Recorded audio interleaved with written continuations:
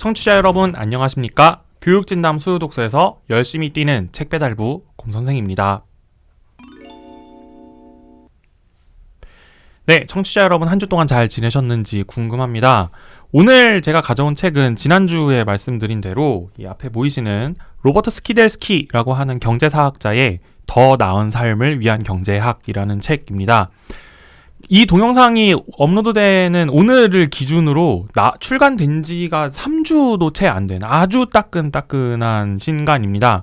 혹시나 청취자 여러분께서 경제일간지를 구독을 하셨다면은 아마 주말판 2주의 책 같은 코너에서 이미 이 책에 대한 소개를 보셨을 수도 있습니다. 그럴 정도로 이 경제학에 관련된 혹은 이 분야에 대해서 더 깊이 있는 지식을 추구하는 사람들에게는 출간과 동시에 굉장히 각광받고 있는 책이거든요. 그렇기 때문에 청취자 여러분과 우리 코너에서도 한번 읽어보면 좋지 않을까라는 생각에서 한번 들고 와 봤습니다. 여러분의 기억 속으로 책을 배달해드리는 2분 퀵 서비스로 넘어가 보겠습니다.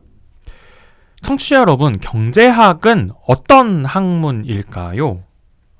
우리 흔히 경제를 알면 돈을 번다라고 하지만 경제를 연구하는 학문, 즉 경제학을 공부한다고 해서 이제 돈을 벌 수 있는 것은 사실 아니죠.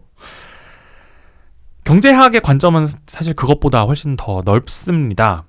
사람들이 물건을, 상품을 어떤 동기에서 어떤 방식으로 교환하는지, 그런 교환이 쌓이면 사회 전체에 어떤 효과를 일으키는지, 또 그 효과가 부정적이라면 어떤 방법으로 그 효과를 없애거나 줄일 수 있을지, 이런 대안을 제시하는 일종의 종합적 학문, 사회에 관한 종합적 학문이 경제학입니다. 적어도 이 책의 저자 스키델스키의 관점은 그렇습니다. 이런 시각에서 그는 신고전주의 혹은 신고전파 종합이라고 부르는 현재의 주류 경제학이 자기가 생각하는 경제학의 이념에서 매우 멀어져 있다라고 비판을 합니다. 그래서 현재 경제 상황을 잘못 이해하고 잘못된 처방을 내리고 심지어는 자신들의 처방이 들어맞는 것처럼 보이도록 사람들의 행동을 교정하려고 하는 일종의 이데올로기의 단계로까지 변화, 변질, 발전했다라고까지 이야기를 하고 있습니다. 그래서 스키델스키는 경제학의 변화가 필요하다라고 주장합니다. 자연과학의 지위에 오르려는 욕심을 버리고 심리학, 사회학, 역사학, 거기에 윤리학, 즉 철학의 도움까지 받으면서 경제학 자체를 역사화, 상대화해야 한다고 말합니다. 이런 이야기를 이제 여러분께 책을 소개해드리고 있는 저 같은 이런 유튜버가 하는 얘기가 아니라 전 세계적인 권위를 인정받는 저술가이자 연구자인 로버트 스키델스키가 자신의 목소리를 담아서 노벨 경제학상 수상자들의 입을 빌어서 이야기를 하고 있으니 한번 들어볼 만한 가치가 있겠죠. 오늘 청취자 여러분과 함께 읽어볼 책은 그런 로버트 스키델스키의 목소리를 담은 더 나은 삶을 위한 경제학이라고 하는 책입니다.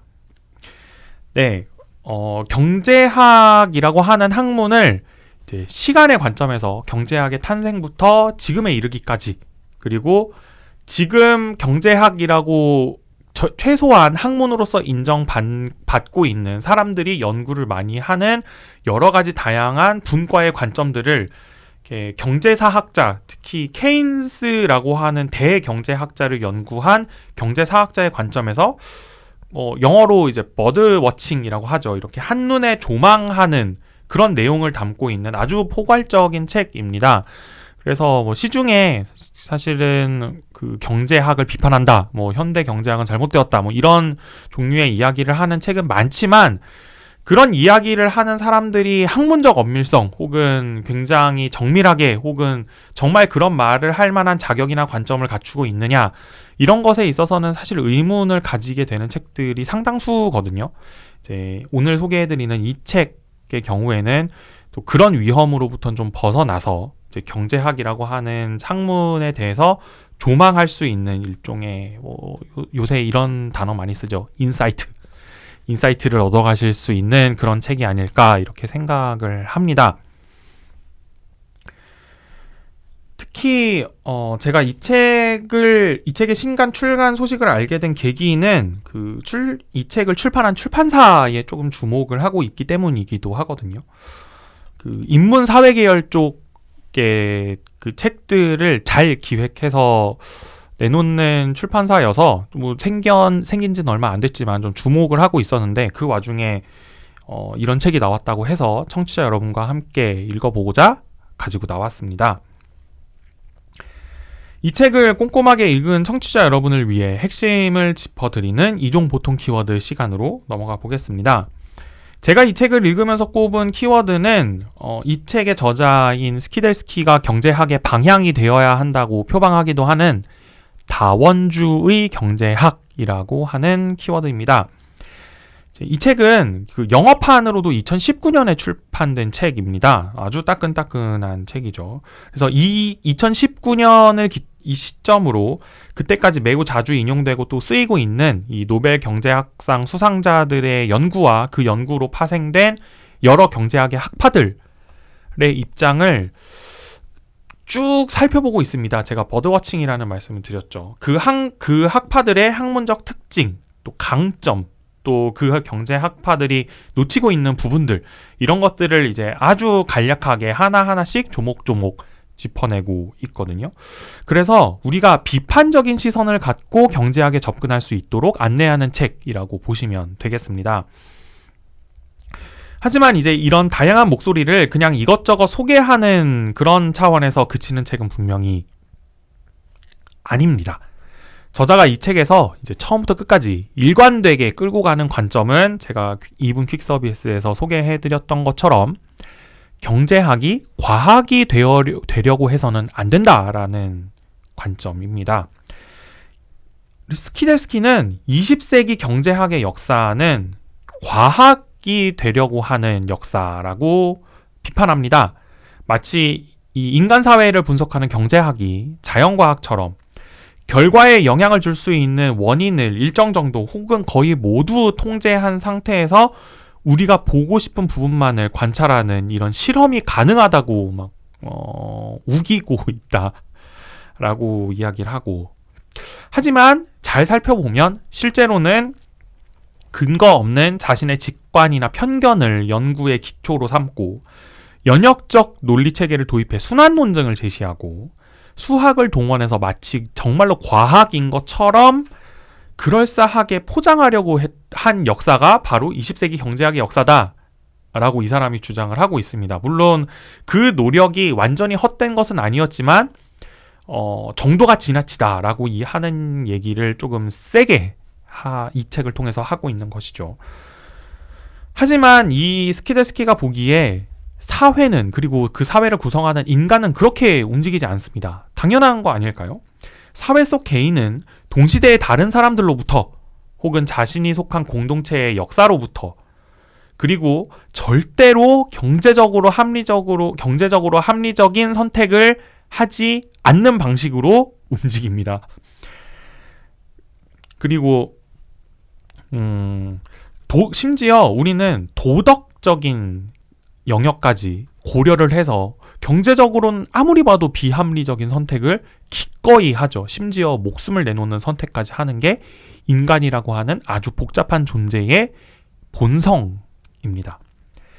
그렇기 때문에 스키델스키가 보기에 경제학은 애초에 자연과학일 수가 없습니다. 왜냐하면 그 앞에서 말씀드렸던 시간, 공간, 인간의 본성, 인간의 도덕적 판단이라고 하는 아주 비합리적인 요소들이 선택에 영향을 주는데 경제학은 선택에 관한 학문이기 때문입니다.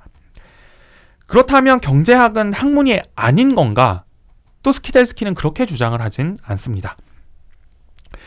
왜냐하면 통제 실험이 가능하고 연역적 체계를 도입해야 되며 수학으로 표현돼야만 학문인 것은 아니기 때문입니다. 앞에서 말씀드린 이 시간적, 공간적, 생물학적, 도덕적 마치 이제 중간에 자석이 있으면 거기에 끌려가는 것처럼 시간, 공간, 도덕, 생물이라고 하는 자석이 놓여 있으면 인간은 거기에 끌려가게 되는 거죠. 왜냐하면 그 장 안에 있기 때문에. 그런 장 안에 있는 인간을 고려하는 다른 학문들, 즉 시간이면 역사가 되겠고, 공간이면 사회학이 되겠고, 생물학적이라고 하면은 심리학이 되겠고요. 그리고 도덕적이라고 하면 철학, 즉 윤리학이 되겠죠. 이런 학문들의 도움을 받아서 여러 가지 주장을 경제라는 이름, 즉 인간의 선택을 연구하는 데 적용해서 여러 주장들이 꼽히게끔 하는 다원주의적 경제학이 필요하다라고 스키델스키는 주장을 하고 있습니다. 그렇게 해야만, 또 그렇게 되면 경제학을 처음 창시했던 애덤 스미스가 추구한 경제학의 목표, 즉 사람들이 더 나은 부를 향유하는데 더 많은 도움을 주는 학문, 즉 더 나은 삶을 위한 학문인 경제학으로 본연의 모습으로 돌아갈 수 있다라고 하는 게 이 책의 결론입니다.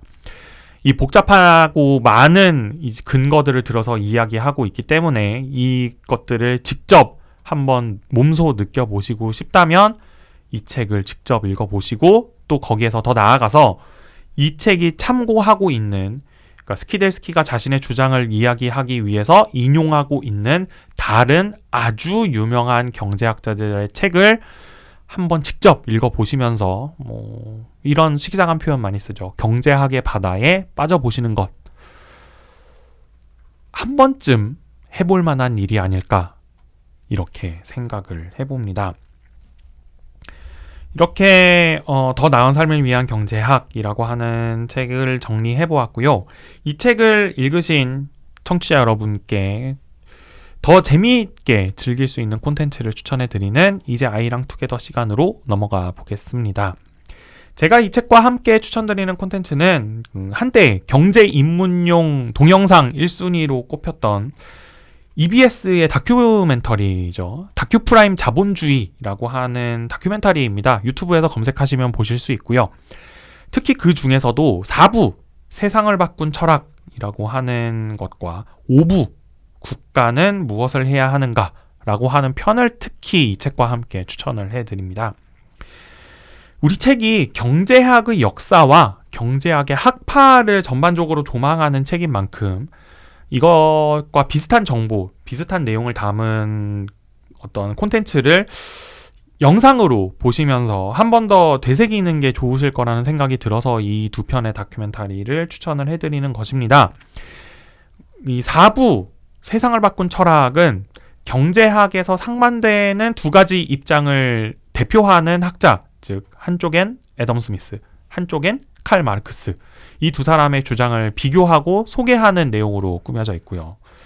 5편, 5부 국가는 무엇을 해야 하는가 라고 하는 편도 마찬가지로 국가의 역할을 강조하는 케인스, 국가의 역할을 최소화해야 한다고 주장하는 하이에크, 이 두 사람의 입장을 비교를 하면서 경제학에서 어떤 논의가 오고 갔는지를 소개하는 다큐멘터리입니다. 그래서 이 책을 읽으시고 또 그 두 편의 다큐멘터리에 등장하는 그 대표적인 두 사람의 입장을 비교해 가면서 경제에 관한 교양 혹은 경제학에 관한 교양을 이 기회에 한번 쌓아보시면 좋겠습니다. 그런 의미에서 EBS 다큐프라임 자본주의를 추천해 드립니다. 네, 이렇게 더 나은 삶을 위한 경제학이라고 하는 책에 관한 소개를 마쳐보았고요. 다음 주에는 오랜만에 고전을 한번 읽어볼까 합니다. 이제 너무 오래된 책은 아니고요. 일종의 현대의 고전이라고 평가받는 책입니다. 인공지능을 만든 사람이라는 질문을 받으시면, 그러니까 이게 누굴까요? 라는 질문을 받으시면 청취자 여러분의 머릿속엔 어떤 사람이 떠오르시나요? 아마 조금이라도 관심이 있는 분이라면 앨런 튜링이라고 하는 이름이 떠오르실 겁니다. 그 앨런 튜링이 쓴 인공지능이라고 하는 발상의 기초를 닦은 논문을 청취자 여러분과 함께 다음 주에 읽어볼까 합니다. 앨런 튜링의 지능에 관하여 라고 하는 책입니다.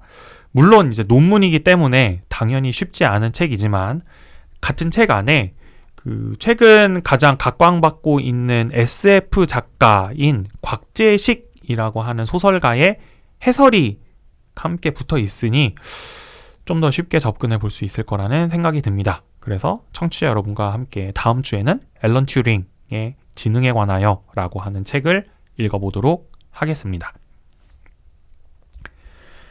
교육진담 소요독서 코너는 청취자 여러분과 함께 책을 가볍게 하지만 꼼꼼하게 읽어나가는 방송입니다. 여러분의 손길에서 책장을 넘기는 소리의 숫자만큼 댓글, 좋아요, 구독하기, 알람 설정, 링크 공유 부탁드립니다. 감사합니다.